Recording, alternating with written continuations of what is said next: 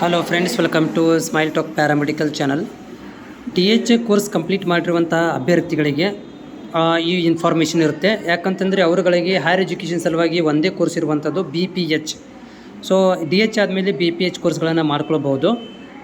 Legal ಆಗಿರುವಂಥದ್ದು BPH. ಆದರೆ ಬೇರೆ ಯೂನಿವರ್ಸಿಟಿಯವರು ಕೂಡ ಏನು ಮಾಡ್ತಾಯಿದ್ದಾರೆ ಅಂದರೆ DH ಅಭ್ಯರ್ಥಿಗಳಿಗೆ ಹೆಚ್ಚಿನ ವ್ಯಾಸಂಗವನ್ನು ಮಾಡಲಿಕ್ಕೂ ಕೂಡ ಪರ್ಮಿಷನ್ಗಳನ್ನು ಕೊಡ್ತಾ ಇದ್ದಾರೆ. ಇಲ್ಲಿ ನಾನು ನಿಮಗೆ ತೋರಿಸ್ತಾ ಇದ್ದೀನಿ, ಒಂದು ದಾವಣಗೆರೆ ಯೂನಿವರ್ಸಿಟಿಯ ವತಿಯಿಂದ ಒಂದು ವಿದ್ಯಾರ್ಥಿಗೆ ಏನು ಮಾಡಿದ್ದಾರೆ ಅಂತಂದರೆ ಇಲ್ಲಿ ಒಂದು ಪರ್ಮಿಷನ್ ಕೊಟ್ಟಿರುವಂಥದ್ದು. DH ಅಂದರೆ ಒಟ್ಟು ಪ್ಯಾರಾಮೆಡಿಕಲ್ 3 ವರ್ಷ ಕಂಪ್ಲೀಟ್ ಆದವರಿಗೆ ಮುಂದೆ ಏನು ಮಾಡ್ಬೋದು ಅಂದರೆ ಅವರು BSc CBZ ಏನಪ್ಪ ಅಂದರೆ ಮಾಡ್ಬೋದು, ಹೈಯರ್ ಎಜುಕೇಷನ್ ಮಾಡ್ಬೋದು ಅಂತೇಳಿ ಇವರೊಂದು ಅನುಮತಿ ಪತ್ರವನ್ನು ಕೊಟ್ಟಿದ್ದಾರೆ. ಅದನ್ನು ಎಕ್ಸ್ಪ್ಲೇನ್ ಮಾಡ್ತೇನೆ. ಅದರ ಜೊತೆಗೆ ಈ ವಿದ್ಯಾರ್ಥಿಗೆ ನಾನು ಕೃತಜ್ಞತೆಗಳನ್ನು ತಿಳಿಸ್ತೇನೆ. ಯಾಕಂತಂದರೆ ಈ ಒಂದು ಪತ್ರವನ್ನು ಶೇರ್ ಮಾಡಿದ್ದಕ್ಕೆ, ಯಾಕಂದರೆ ಇದು ಬೇರೆ ವಿದ್ಯಾರ್ಥಿಗಳು ಕೂಡ ಅನುಕೂಲ ಆಗುತ್ತೆ. ಸೊ ಇಲ್ಲಿ ನೋಡ್ತಾ ಇದ್ದೀರಿ, ದಾವಣಗೆರೆ ಯೂನಿವರ್ಸಿಟಿಯಿಂದ ಬಂದಿರುವಂಥದ್ದು ಅನುಮತಿ ಪತ್ರ. ವಿಷಯ ಏನು ಹೇಳ್ತಾ ಇದ್ದಾರೆ ಅಂದರೆ, ಸ್ನಾತಕ ಪದವಿ ಪ್ರವೇಶಕ್ಕೆ ಅನುಮತಿ ನೀಡುವ ಕುರಿತು ನೀಡ್ತಾ ಇದ್ದಾರೆ. ಅವರು ವಿದ್ಯಾರ್ಥಿ ಮನವಿ ಮಾಡ್ಕೊಂಡಿದ್ದರು 2020ರಲ್ಲಿ. ಓಕೆ, ಅದು ಅವಾಗ ಕೊಟ್ಟಿರುವಂಥದ್ದು 20ರಲ್ಲಿ ಆಗಿರುವಂಥ ಮ್ಯಾಟ್ರ್ ಇದು. 2021ರಲ್ಲಿ ಇಸ್ವಿಯಲ್ಲಿ ಆಗಿರುವಂಥದ್ದು.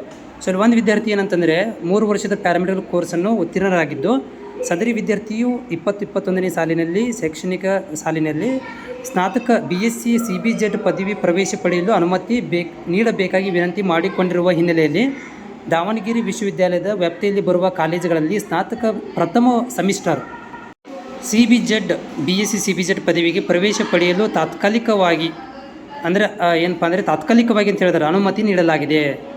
ಮೇಲ್ಕಂಡ ವಿದ್ಯಾರ್ಥಿನಿ ಪ್ರವೇಶಾತಿ ಅರ್ಹತೆಯನ್ನು ಪ್ರಾಂಶುಪಾಲರ ವಿಶ್ವವಿದ್ಯಾಲಯದ ನಿಯಮಾನುಸಾರ ಪರಿಶೀಲಿಸಿ ಹಾಗೂ ಚಾಲ್ತಿಯಲ್ಲಿರುವ ನಿಗದಿತ ಶುಲ್ಕವನ್ನು ಪಾವತಿಸಿ ಷರತ್ತು ಒಳಪಟ್ಟು ದಾಖಲಾತಿ ಪಡೆದುಕೊಳ್ಳಲು ತಿಳಿಸಲಾಗಿದೆ ಅಂತ ಹೇಳಿದ್ದಾರೆ. ಇಲ್ಲಿ ಒಂದು ಪಾಯಿಂಟ್ ಹೇಳಿರುವುದೇನೆಂದರೆ ತಾತ್ಕಾಲಿಕವಾಗಿ ಅನುಮತಿ ನೀಡಲಾಗಿದೆ ಅಂತ ಹೇಳಿದ್ದಾರೆ. ಸೊ ಇದು 2020ರಲ್ಲಿ ಏನು ಒಂದು ವಿದ್ಯಾರ್ಥಿ ಮನವಿ ಮಾಡ್ಕೊಂಡಿದ್ದ, ಅದರ ಮೇಲೆ ಅವರಿಗೆ ಅಡ್ಮಿಷನ್ ಕೊಟ್ಟಿದ್ದಾರೆ. ಓಕೆನಾ.